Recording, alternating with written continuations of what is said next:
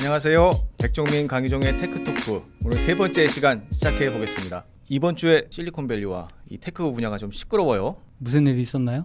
미국 선거 때문에 그렇지 않을까요? 그렇죠. 예. 역시 4년 만에 다시 돌아온 도널드 트럼프. 네. 역시 무시할 수 없는 존재입니다. 이게 네, 정말 그렇죠. 역시 한 방에 있는 네. 역시 트럼프의 네. 모습을 보여주고 있습니다. 지금 최근에 트럼프가 암살 시도 그때 살아나가지고 그렇죠. 깜짝 정말 놀랐어요. 이 손을 불 끄치고 네. 뒤에 성조기가 휘날리는 사진과 네. 함께 정말 미국 대선의 승리를 진짜 예상케 하는 그런 지금 모습을 보이고 있죠. 네네. 우리 강 기자님도 영상 사진 다 보셨죠? 예, 아주 역사적인 순간을 잘 포착했더라고요. 그러니까 네. 말입니다. 참 이거 거기서 살아난 것도 대단하고 네. 거기서 또 이렇게 또 손을 흔들어서 네. 이 또 선동을 하는 이 트럼프적인 쇼맨십 네. 정말 대단한 것 같아요. 대단한 것 같아요. 네. 마침 요번에 이 열기가 더해지고 있는데 그 열기를 이어가는 전당대회가 지금 또 열리고 있죠. 네, 이 전당대회를 계기로 지금 또 이 트럼프가 지지 세력을 확실히 다지고 네. 대선 승리를 거의 네. 확실시하는 그런 모습인데 네. 또 재밌는 일이 또 하나 벌어졌죠. 그러게 요새 또 실리콘밸리가 들썩인다는 얘기를 좀 있더라고요. 네, 요번에 트럼프가 부통령 후보를 발표를 했는데 재미있습니다. 혹자들은 정말 흑수저다. 이 오하이오 지역, 이 스윙 네. 스테이트를 휘어잡기 위한 트럼프의 비장의 카드다. 네. 그런 말이 나오고 있는데 이 실상으로 따져보면 테크 분야에서는 이것만큼 굉장히 좀 중요한 좀 이슈가 없는 것 같습니다. 네. 저희가 좀 그래서 오늘 좀 파악을 좀 해봐서 시청자분들께 알려드리려고 지금 네. 준비를 해서 나왔습니다. 제임스 벤스, 이 네. 트럼프의 부통령 후보를 우리가 한번 샅샅이 한번 파악해 네. 보도록 하겠습니다. 벤스라는 의원 자체가 초선 상원 의원이고 정치권에서는 이게 영향력이 있을 수가 없는 존재인데 네. 이 사람이 재미난 인생 역정과 네. 이 실리콘밸리의 지원, 네. 그 트럼프와의 화학적 결합에 맞아가면서 엄청난 지금 이 시너지 효과를 지금 내고 있는 것 같습니다. 네. 트럼프라는 사람 자체가 원래 과거에 기술 쪽하고는 사이가 좋지 않았잖아요. 네. 예전에 페이스북 트럼프 계정 막아버리고 네. 트위터 막아버리고 했을 때 그랬었죠. 이건 전쟁 날릴 것 같다는 그런 네. 빅테크들 다 이거 네. 죽여야 된다 네. 그런 식의 모습을 보였던 것 같은데 올해는 완전히 분위기가 바뀌었어요. 이게 재밌는 모습인데요. JD 벤스하고 네, 이 좀 실리콘밸리하고는 좀 어떤 인연이 좀 있는 건가요? 데이빗 벤스라는 사람 자체가 네. 우리 일론 머스크가 예. 중심에 있는 페이팔 마피아라는 사람들이 사실상 만들어 놓은 그런 인물로 지금 보입니다. 이 페이팔 마피아라는 게 사실 머스크를 많이 보신 분들은 기억을 하실 텐데요. 일론 머스크가 초창기 때 페이팔이라는 스타트업을 만들어서 그랬었죠. 그걸 예. 파른 자금으로 이제 스페이스X도 만들고 테슬라도 인수하면서 그렇죠. 지금의 부를 쌓아오고 이 테슬라들을 양산한 거 아니겠습니까? 예. 근데 그 과정에서 머스크만 부자가 된 게 아니겠죠? 네. 다 같이 페이팔을 팔면서 지분을 엑시트한 사람들이 같이 있을 거 아니겠습니까? 그렇겠죠. 몇 명들이 있는데 그 중에 한 명이 이 피터 틸이라는 사람이 있었어요. 네. 이 친구는 일찍부터 벤처 투자를 나서가지고 대박을 쳤죠. 네. 제일 대박 친 게 페이스북에 페이스북 초기 투자로 들어가서 아니었습니까? 그때 아주 선견 지명이 있다라는 네. 걸로 아주 실리콘밸리에서 떠오르는 이제 벤처 투자가로 이제 급부상을 했죠. 이 피터 틸이 재미난 거는 2016년 미국 대선 때 트럼프 지지 연설을 했어요. 저도 좀 기억나는 게 그때 네. 보통 실리콘밸리는 대부분 이제 민주당 쪽 계열 지지하는 그렇죠. 분위기였는데 거의 유일하게 피터 틸이 트럼프를 지지 선언을 해서 네. 공격을 좀 받았던 네. 기억이 좀 나는. 이게 사실 캘리포니아 완전히 민주당 세력이고 그렇죠. 예. 공화당 사람들은 여기 선거운동 하러 가지도 않잖아요. 예. 그냥 알아서 특히 민주당도 선거하러 운동하러 안 가요. 네. 왜냐 어차피 내 거니까 그냥 갈 필요 없이 그냥 네. 다 몰표가 나온다 생각을 예. 했는데 예. 갑자기 여기서 이 뜬금없이 피터 틸이라는 사람이 하나 나오더니 나 공화당 지지하러 갈게. 지지하기 위해서 전당대회 가서 지지 연설을 하겠다. 그랬었죠. 딱 그래버린 거죠. 예. 실은 그때도 전당대회 때 트럼프가 사실 외톨이나 다름없었어요. 누가 지원해주는 아는 사람도 없고 사실 그때도 트럼프도 지금 바이든처럼 후보를 바꿔야 되네 말아야 되네 그런 논란도 많았고 네. 공화당 주류 사람들 다 외면하고 식구들하고 패밀리 잔치를 하는 그런 전당대회였는데 거기에 피터 틸이 탁 나타나서 연설을 해주니 사실 많은 분들이 놀랐죠. 이게 대체 실리콘밸리에서 저 사람이 왜 나왔을까? 이 틸의 선택이 어떻게 보면 옳았던 걸 수도 있죠. 네. 트럼프가 당선이 됐으니까. 그렇죠. 그래서 피터 틸이 거기 트럼프의 인수위원까지도 이렇게 네, 이게 하지 않았습니까? 트럼프가 당선된 후에 이제 뉴욕에 제가 뭐 뉴욕 특파 포함하면서 자주 갔던 그렇죠. 그 트럼프 예. 타워에 거기에 다 불러드렸죠. 그래서 빅테크들 다 불러들여가지고 저기 트럼프하고 같이 나란히 앉아서 회의도 하고 맞아요. 어떻게 보면 이 샌프란시스코 지역을 사실 관장하는 트럼프의 특사 역할을 한 거죠. 네. 그러면서 실리콘밸리에 트럼프 키드가 하나 생겼다라는 게 느껴졌는데 네. 그동안에 사실 어떻게 보면 이게 좀 우리는 좀 잊고 있었던 거죠. 그렇죠. 수면 안에 좀 가라앉았던. 네, 근데 그게 아니었어요. 보니까 이 벤스라는 사람 자체가 이 등장하는 과정을 봤을 때 이 피터 틸과 그 사람들의 역할이 정말 대단했더라고요. 내용들 살펴봤는데 피터 틸이 이 벤스 의원하고 만난 장소가 벤스가 공부하던 예일 대학원이었다고 합니다. 지금 벤스가 피터 틸의 그 벤처 캐피탈 거기서 네. 지금 일을 했다고 제가 근데 들었는데 거기 가기 전에 그 전부터도 그 인연이 가기 있었군요. 전에 네. 피터 틸이 강연을 하러 왔대요 대학에. 네. 거기서 이 벤스가 또 이 감명을 받고 같이 가서 좀 명함 주고받고 서로도 소통하자 그러면서 네. 친하게 지냈나 봐요. 그 전부터 인연이 있었군요. 네, 그러면서 이제 그때 이제 벤스 의원이 책을 쓰면서 힐벨리의 노래. 그래서 그때도 피터 틸이 추천사를 써줬다 그러네요. 네. 그 책에도 보통 추천사를 다 받지 않습니까? 네. 근데 피터 틸이 써주고 그때도 이미 피터 틸은 또 유명 인사니까 넣어주고 그렇죠. 하면은 판매 도움이 됐겠죠. 그렇죠. 예. 그러면서 이제 둘이 관계가 돈독해지는 거죠. 그러면서 아예 이제 서부로 이사 가서 이제 피터 틸의 회사에서 일을 하게 되는 거죠. 벤처 캐피탈리스트. 네. 그러면서 이제 본격적으로 샌프란시스코 지역에 있는 이 인사들과 교류를 시작하고 하면서 이 인맥들을 넓혀가기 시작한 거죠. 네. 그 과정에서 이제 시작된 것이 지금까지 이제 이어오게 된 큰 밑줄기가 된 것 같습니다. 벤스가 부통령 후보로 되고 나서 실리콘밸리 반응이 좀 어떤가요? 아무래도 좀 그쪽 벤처 캐피탈 출신이기 때문에 좋아하는 사람도 있을 것 같고, 네. 또 아는 사람도 있을 것 같기도 하고 그런데 아무래도 그렇죠. 근데 정말 주목해봐야 될 게 트럼프가 전당대회 전 그리고 전당대회도 아니고 바이든과 토론을 하기 전에 벤스가 주도를 해서 샌프란시스코에서 펀드레이징 행사를 했대요. 바이든 TV 토론 전. 네. 그때 트럼프가 이제 샌프란시스코 날아간 거죠. 이제 네. 생각해 보세요. 이 트럼프가 샌프란시스코에서 나타났다. 이런 뉴스 잘 보신 적 있으세요? 보통 거기는 이제 민주당 강세 지역이라. 근데 민주당도 잘 안 간다 했잖아요, 제가. 민주당도 잘 안 가는 그렇죠. 지역인데 거기 가서 한 사람의 또 집에서 또 아주 좋은 이 고급 집에서 파티를 또 거창하게 하면서 이제 손님들을 많이 받았다고 합니다. 모금 행사를. 티켓이 이제 싼 게 5만 달러, 비싼 게 30만 달러. 완전히 매진됐다고 하더라고요. 그럼 실리콘밸리 분위기가 좀 많이 바뀐 거 같네요. 네. 근데 그 집 주인이 또 데이비드 삭스라고. 네. 그분도 좀 유명한 벤처 캐피탈리스트 아닌가요? 이 사람도 피터 틸하고 같이 페이팔 마피아예요. 과거 이제 페이팔로 해서 좀 재미를 봤던 분들, 그분들을 다 그냥 페이팔 마피아라고 좀 통칭을 하나 보죠. 표현을 해요. 그러니까 머스크, 피터 틸, 이 데이비드 삭스. 지금 이 실리콘밸리에서 영향력이 뭐 대단할 수밖에 없는 거죠. 이 사람들이 모여가지고 파티를 열어주고, 그러니까 트럼프가 기분이 굉장히 좋았다 그래요. 굉장히 그때. 업돼 있었겠네요. 그렇죠. 이게 자신이 과거에는 상상도 못했던 일인데 이 서부까지 와가지고 민주당 지역에서 이렇게 벤처 캐피탈리스트에 지원을 해주고 거기에 VC만 오지도 않았을 거 아니에요. 파티에 분명히 아마 다양한 많은 사람들이 와가지고 눈도장을 찍고 가지 않았나. 그렇겠죠. 이제 아무래도 기업인들이라면은 또 보험을 또 양쪽에 들려고 하는 하려고 하는 시도가 있었을 것이고요. 트럼프가 이제 위에 있으니 어떻게 될지 모르니 일단 그 행사를 또 한 군데만 한 것도 아니고 또 LA 남쪽에 가면 또 오렌지 카운티 또 부자 동네가 또 있습니다. 거기서도 한 번 더 했다고 하더라고요. 거기도 성황을 이뤘다고 하는 거 보면은 이 서쪽에서도 지금 트럼프에 대한 지지 열기가 많이 생겼다. 그런 분명히 거가 예전하고 달라졌다는 얘기죠. 지금. 그런 분위기가 그 벤스를 부통령 후보로 이렇게 좀 지명하게 된 그런 좀 영향을 좀 줬을까요? 이 페이팔 마피아들이 아예 트럼프에게 전화를 돌려서 벤스를 픽을 해라.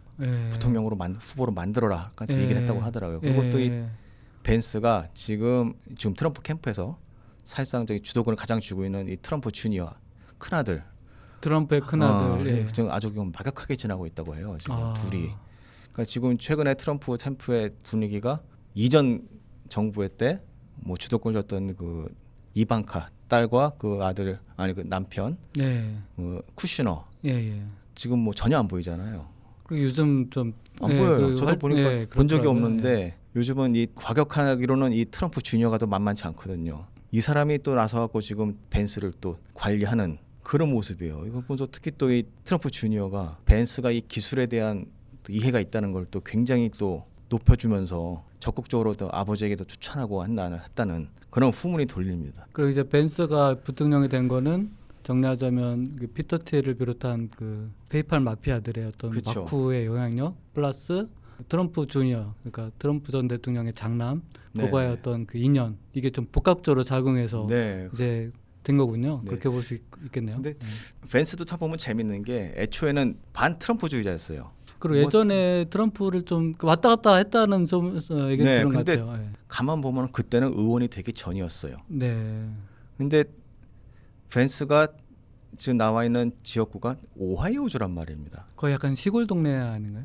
러스트벨트죠. 이게 예. 사실 우리 시청자분들께서 잘 이해 못하실 수도 있는데 이 러스트벨트라는 게 정말 가보면 정말 무섭습니다. 실은 이게 저도 특파원 근무하면서 뉴욕도 사실은 러스트벨트라고까지는 얘기를 하지 않는데 뉴욕도 북쪽 뉴욕을 가보거나 펜실베니아주 예. 요번에 그 트럼프가 총을 맞은 것도 펜실베니아주잖아요. 가보면 미국에도 이런 동네가 있구나라는 것을 뭐 마치 뭐 아프리카 같은 느낌을 받는 정도의 그런 지역들이 있어요. 네. 근데 그런 곳들이 또 특히 또 백인들이 그렇죠. 살죠. 예. 과거에 잘 살았었는데 지금은 제조업이 몰락하면서 쇠퇴한 그 지역들이죠. 예. 그래서 러스트라는 이름을 그렇죠. 붙여서 벨트라고 예. 하죠.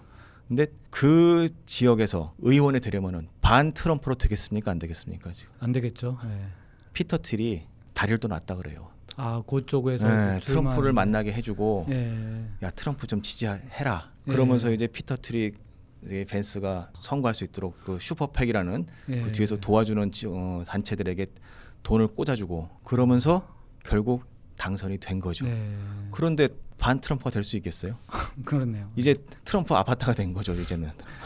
그럼 이제 벤스가 좀 어떤 성향을 가진 사람인지 네. 벤스가 이게 지금 트럼프가 유력해져 있으니까 벤스가 만약에 부통령이 되면 좀 어떻게 이 실리콘밸리나 이런 기술 기업들에게 어떤 영향을 좀 줄 거라고 보고 계시나요?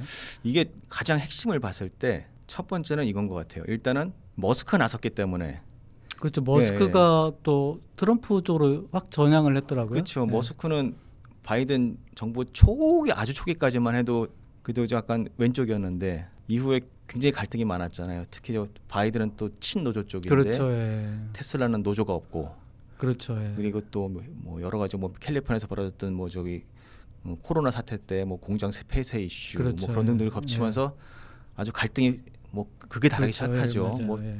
전기차 행사를 하는데 테슬라는 아예 백악관에 부르지도 않고 않았죠. 예. 뭐 포드하고 네. 뭐 GMC 이런 회사들만 불렀죠. 그러면서 머스크가 이제 악에 바치면서 이제 회사도 옮기고 트위터도 사버리고 그런 여러 가지 정말 대비를 해온 거죠. 그 최근 보도 보니까 뭐 4,500만 달러, 네. 한 600억 이상을 매달 트럼프 쪽에 뭐 기부를 하겠다 이거 이런 보도도 나와 있더라고요. 뭐 그거 아직 네, 공식 발표한 건 아닌 것 같은데. 맞습니다. 어쨌든 테슬라란 자체가 이제 단순히 뭐 전기차 기업만도 아니고 뭐 AI도 하고 어쨌든 테슬라가 그 머스크가 하는 다양한 사업들이 있잖아요. 일단 그쪽에는 분명히 트럼프가 관심을 가져줄 수밖에 없을 것 같아요.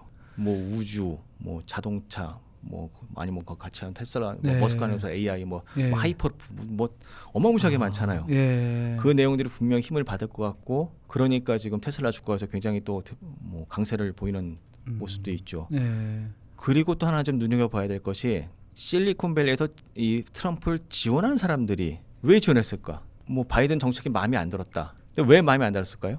바이든이 정부 들어서고 나서 좀 빅테크 기업들에 대한 규제 같은 게 좀 네. 많아졌다 그런 평가들이 많았더라고요. 아무래도 자기들 사업에 어렵게 하고 특히 또 투자를 했는데 이 회수를 해야 될 것이고 네. 근데 이 벤처 캐피탈리스트에게 권리금이 자꾸 되는 거죠. 바이든 네, 어떻게 보면 네. 그런 것들을 쌓이면서 점점 어느 순간 이 실리콘밸리 쪽에서 우경화 현상이 벌어진 거 아닌가라는 이제 판단들을 하고 있더라고요. 네.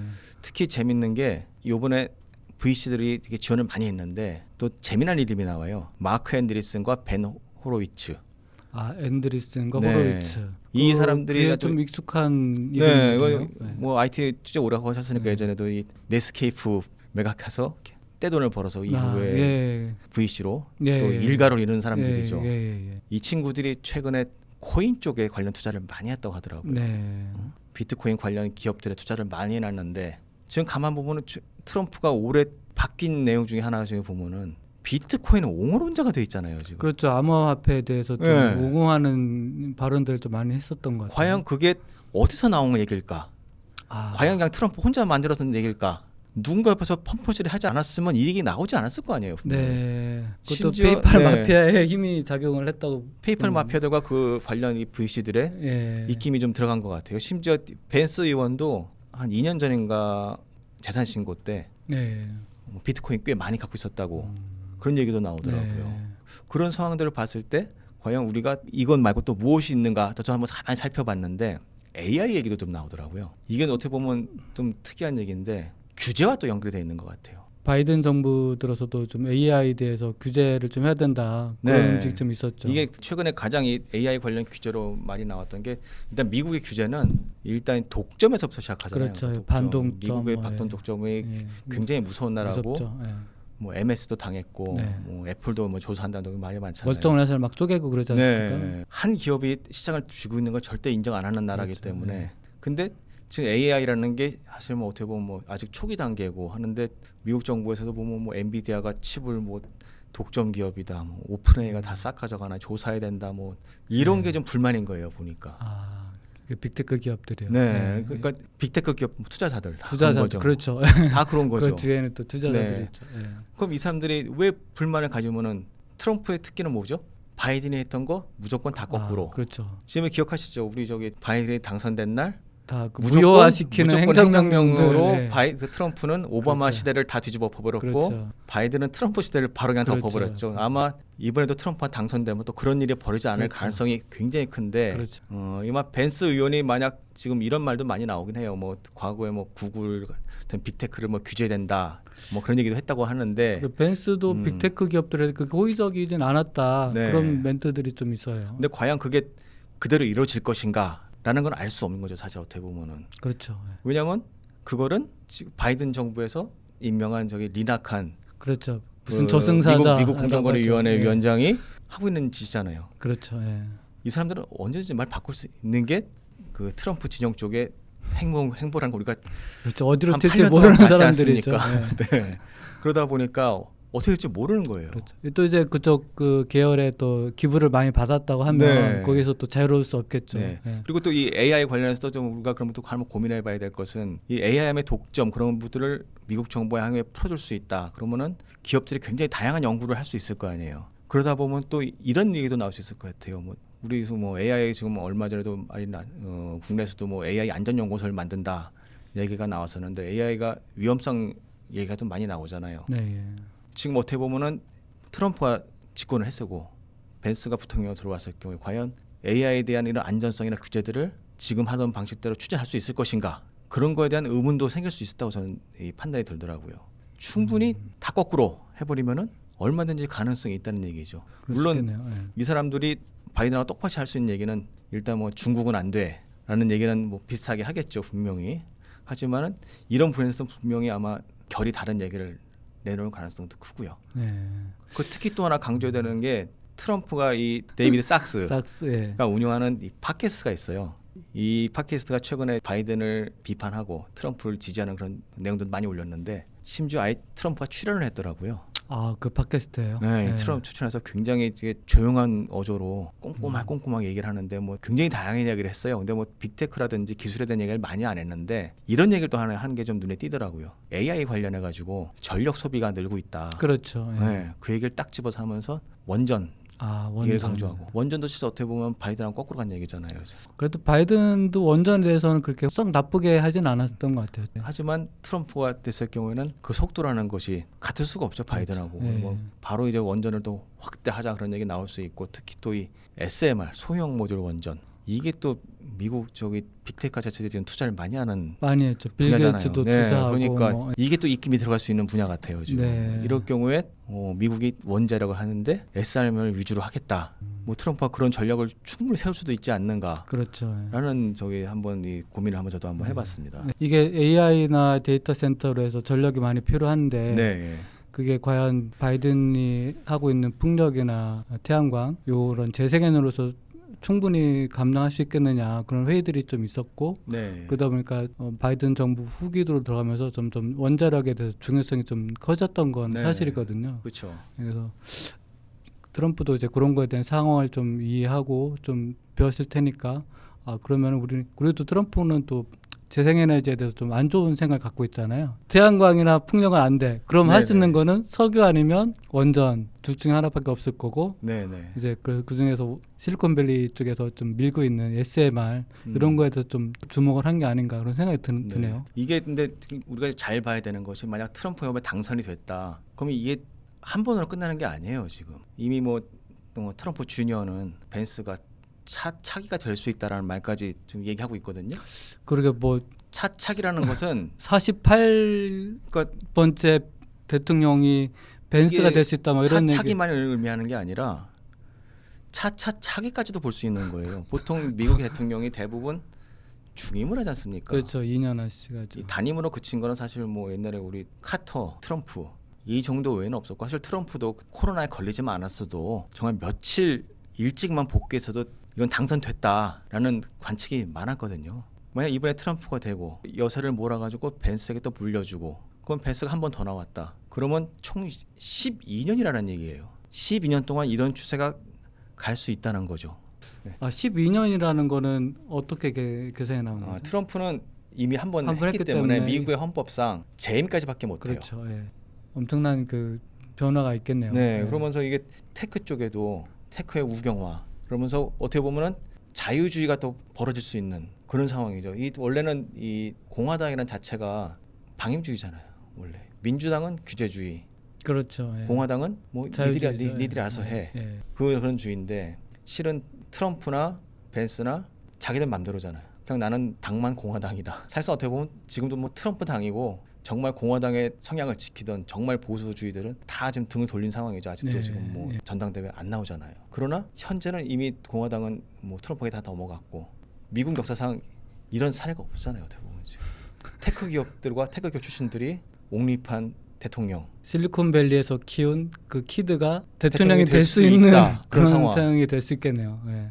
이게 어떻게 보면 흑수저라 그러는데 과연 그 흑수저를 누가 이렇게 만들어줬는가? 그렇죠. 예. 실리콘밸리의 힘이죠. 시클론밸리에 가지 않았으면 예. 이렇게까지 이 사람이 예. 될 수가 없었던 거죠. 예. 피터 틸을 만나지 못했다? 트럼프 근처에 가지도 못했어요. 이 사람은. 그러니까 아무래도 앞으로 이제 이 벤스와 트럼프 행보가 이 실리콘밸리에 굉장히 영향을 미칠 수 있고 우리 테크 시장의 변화에 태풍의 눈이 되지 않을까. 그래서 트럼프가 집권됐을 때 트럼프가 원래부터 일기 때 보면은 그 빅테크에 대해서 좀 부정적이었고 그 플랫폼 사업자들에 대해서 좀 각을 세웠던 인물이었기 때문에 네. 재집권할 경우에 좀 좋지는 않겠다 빅테크 기업들한테 그런 좀 우려들이 좀 많았었는데 이번에 벤스가 부통령이 되고 하면서 좀 그런 기류라 이런 게 좀 변화가 있을 수 있겠다. 그렇죠. 그 생각이 좀 드네요. 그렇지만 아무래도 또 이 페이스북이라든지 이런 또 이 과거에 트럼프와 좀 각을 졌던 사람들은 좀 또 몸을 사리지 않을까. 예. 벌써 이미 페이스북 보험을 좀 들지 않았겠습니까? 물론. 신속하게 그 계정 묶였던 거 풀었잖아요. 그렇죠. 예. 이런 것들이 그 사람들이 영민할까 이렇게 빅테크고 됐을 것이고 예. 미국 정가의 흐름을 정말 기가 막히게 파고 있을 것이에요. 아마 이 대부분 보면 이 빅테크 기업들이 워싱턴에서 로비 자금을 많이 쓰는 그렇죠. 기업들 대표 중에 예. 나오지 않습니까? 그렇죠. 예. 아마 지금도 엄청 자금을 쓰면서 그쪽과 접촉을 하고 하면서 인맥을 만들고 또 그런 상황에 분명히 있을 거라 생각해요. 근데 그런 상황에서 이미 벤스가 저렇게 자리를 딱 잡고 있으니 VC를 통해서 이렇게 줄을 만들고 되고 그런 모습이 이어지지 않을까. 네. 이 과정에서 트럼프가 재무장관 후보로 또 누구 내셨는지 기억나세요? 다이먼 제임스 다이먼드 나왔잖아요. 얘기 나오더라고요. JP 모건 체이스 회장, 진짜 네. 미국 월가의 대빵이라고 할 수 제왕이라고 있는 하죠. 사람을 뭐 재무장관 후보에 올리겠다고 네. 했는데 모르는 거죠. 또 이 빅테크에 있는 또 유명한 사람들을 데려가서 또 네 한번 해봐. 모르는 얘기죠. 그렇죠. 그쪽 인맥들을 또 활용을 네. 할 수 있겠네요. 네, 재밌는 게 이번에 트럼프가 이 대만을 때리면서 반도체주가 폭락을 했잖아요. 인텔 하나만 딱 보합을 기록했어요. 네. 인텔이 공장을 어디에 짓고 있는지 아세요? 바이든 대통령하고 그 팩켈싱어 CEO가 같이 펜실베니아주 출신이에요. 네. 근데 인텔이 공장을 짓고 있는 데가 오하이오주예요. 벤스의 지역구란 말이에요. 와, 어떻게 딱 맞아 떨어지네요, 그게. 지금 인텔 입장에서 어떻게 보면은 양다리를 거치게 된 상황이 돼버린 거예요. 네. 지금 그냥 말만 갈아타면은 그냥 그렇죠. 바로 트럼프파가 될 수도 있는 거예요. 참 이거 어떻게 알고 이게 뭐야 이제 물론 선택했는지.